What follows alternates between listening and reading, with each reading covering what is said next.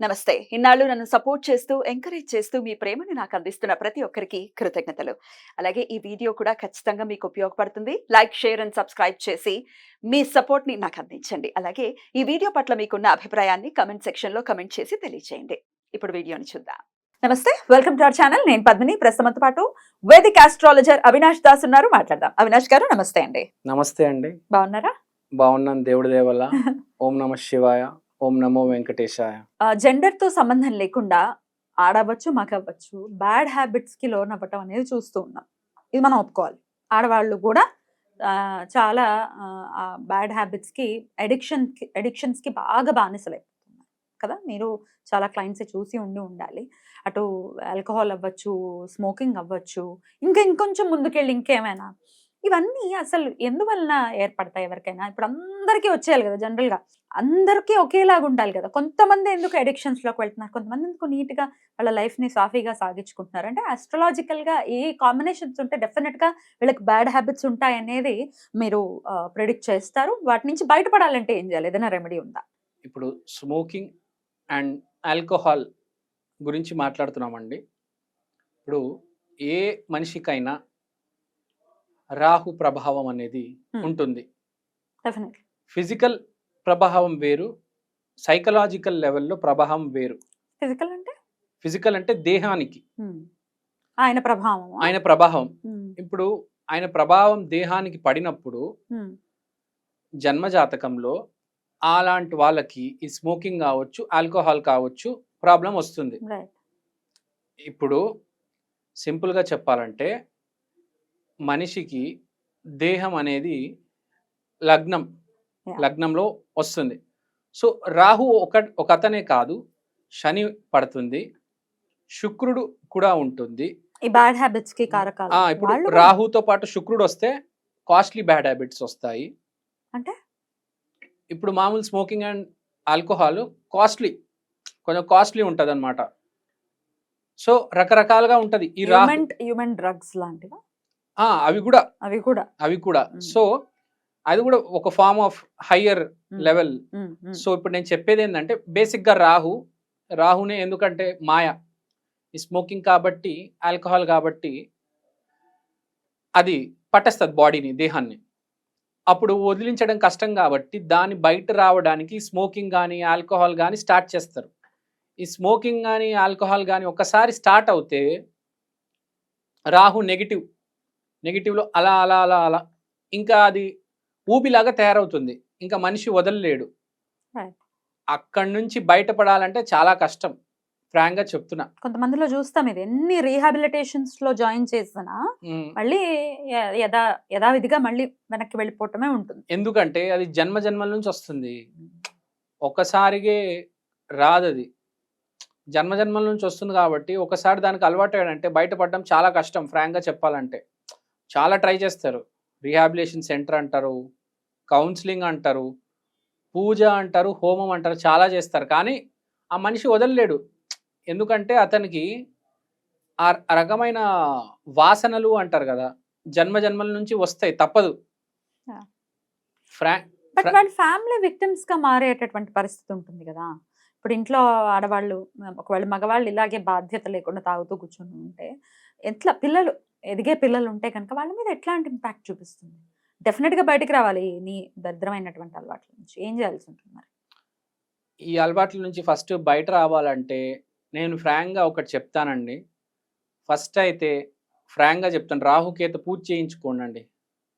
రాహుకేతు పూజ ఎందుకు చేయించుకోమంటారు అంటే ఇది చాలా సీరియస్ ప్రాబ్లం. ఇదే చిన్న సమస్య ఏం కాదు, ఇది చాలా పెద్ద ప్రాబ్లం. యాక్చువల్గా ఏదో కెరియరో, హెల్త్, మ్యారేజ్ కూడా కాదు, దానికన్నా పెద్ద ప్రాబ్లం యాక్చువల్గా. ఇది ఒకసారి స్టార్ట్ అవుతుంది, దాన్ని వదలలేము. ఫస్ట్ అయితే రాహుకేతు పూజ చేయించుకోమంట, రాహుకేతు మంత్రాలు కూడా చదవమంట. ఇప్పుడు వాళ్ళ కోసం వాళ్ళ ఇంట్లో వాళ్ళు చేయొచ్చు. వాళ్ళు ఎక్కడ చదివే పరిస్థితి లేదండి అని అనొచ్చు కదా. అవును, అనొచ్చు. సో ఇంట్లో వాళ్ళు చేస్తే మంచిది, వాళ్ళు ఎట్లనో చేయలేరు, నాకు తెలుసు ఆ విషయము. సో ఇలాంటి వాళ్ళకి రాహుకేతు పూజ చేయించడం చాలా ఇంపార్టెంట్. ఎందుకంటే ఈ జన్మల ఈ పాపం ఏదైతే ఉంటుందో అది ఫస్ట్ తొలగిపోతుంది. తర్వాత రీహాబిలిటేషన్ సెంటర్కి పంపించాలి. ముందు రూట్ లెవెల్ నుంచి దాన్ని చంపాలి. ఇంకోటి ఓకే. ఆ బాడీకి ఒకసారి అలవాటైపోతది అది. లాగేస్తది. ఇదంతా ఎలా చెప్పాలంటే నేను ఒక మనిషి వేరే అతన్ని వేధించడం వల్ల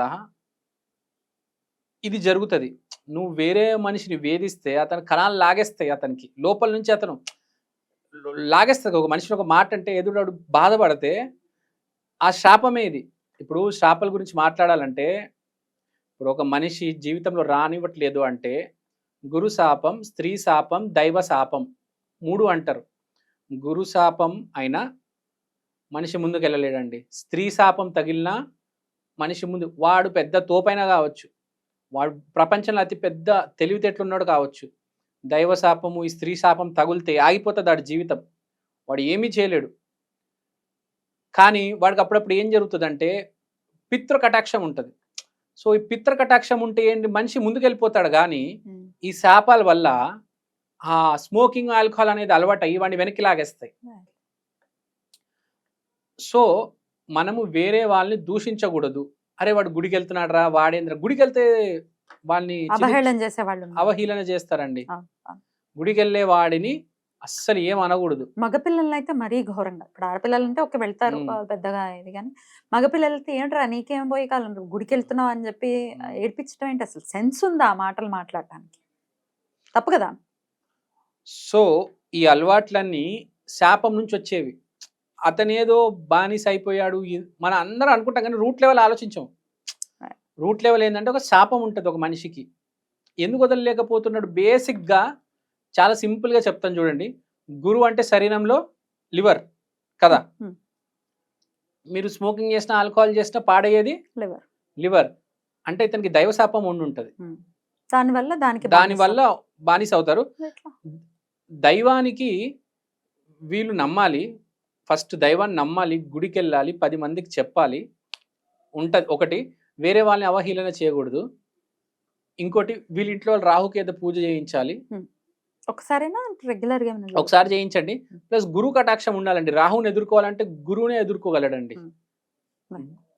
ఓన్లీ గురు. ఇంకెవ్వరు ఎదుర్కోలేరు. సో, గురు పూజ కూడా చేయించండి. తర్వాత నేను చెప్పే సింపుల్ మాల చెప్తాను. ఎమిథిస్ట్. ఎమిథిస్ట్ బ్రేస్లెట్ గాని, మాల గాని ధరించండి. ఇది ధరిస్తే చాలా మంచిది. ఇంకోటి ఫ్రాంక్‌గా చెప్పాలంటే చండీ హోమం కూడా చేయించండి. ఇప్పుడు ఇన్ని చెప్పాను కదా! మీకు షార్ట్‌కట్‌లో 2 చెప్తానండి.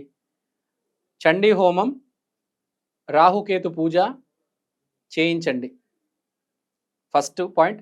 సెకండ్ ఎమిథిస్ట్ మాల వేయించండి. ఇంకోటి ఏంటంటే అంత తొందరగా పోయే సమస్య కాదండి. ఇది చాలా సీరియస్ సమస్య. నేను రూట్ లెవెల్‌లో మీరు సార్ట్ ఔట్ చేస్తే చాలా మంచిది. ఇది ఇంకోటి ఏ ఫ్యామిలీలో కూడా ప్రాబ్లం ఉన్నప్పుడు ఫస్ట్ వాళ్ళు ఎక్కడెక్కడ తప్పులు చేస్తున్నారో కొంచెం గ్రాస్ప్ చేసి గమనించండి. దాన్ని ఆపండి తప్పుల్ని. ఎప్పుడైతే మనం ఈ శాపాలు తగులుతున్నాయి కదా! నేను చెప్పాను గురు శాపము, స్త్రీ శాపము, దైవ శాపం. ఇవి తొలగిపోయినాయో ఏ ఫ్యామిలీలో ఏ ప్రాబ్లం ఉండదండి. ఎక్కడో ఏదో శాపం ఉంటేనే ఒక ఫ్యామిలీలో ఒక మనిషికి వచ్చి పడుతుంది. అది ఉందో లేదో తెలుసుకోవాలంటే డెఫినెట్ గా డేట్ ఆఫ్ బర్త్ ఉంటే చాట్ లో తెలుస్తుందా? చాట్ వేస్తే కుండలి తెలిసిపోతుందండి. ప్లస్ అతను కూడా తెలిసి ఉంటది ఏ మనిషికి అయితే పడిందో వాళ్ళ ఫ్యామిలీకి కూడా తెలిసి ఉంటది. ఎక్కడో ఏదో చాలా మంది ఇగ్నోర్ చేస్తారు. తెలిసి తెలియక ఇగ్నోర్ చేస్తారు. అది అక్కడ వెళ్ళి దాన్ని సరిదిద్దుకోవాలి. ఏదో స్త్రీని ఒక మాట అనేశారు అనకూడదు. వాళ్ళ ఫ్యామిలీ వాళ్ళు సపోర్ట్ చేశారు తప్పు. దైవాన్ని ఏదో అన్నారు తప్పు. గురువులను అయితే అస్సలు అనకూడదు. ఫైనాన్షియల్గా మొత్తం జీరో అయిపోతారు. సో ఏమైనా శాపాలు ఉన్నాయా, మనం బిహేవియర్ ఎక్కడైనా తప్పు చేసామా, ఎవరైనా హర్ట్ చేసామా చేసుకోవచ్చు అని చెప్తున్నారు. కాబట్టి ఖచ్చితంగా అమ్మవారి అనుగ్రహంతో ఖచ్చితంగా వాటి నుంచి బయటపడి ప్రశాంతవంతమైన జీవితం మన వాళ్ళు గడపాలని మనస్ఫూర్తిగా కోరుకుంటూ థ్యాంక్ యూ సో మచ్. నమస్తే.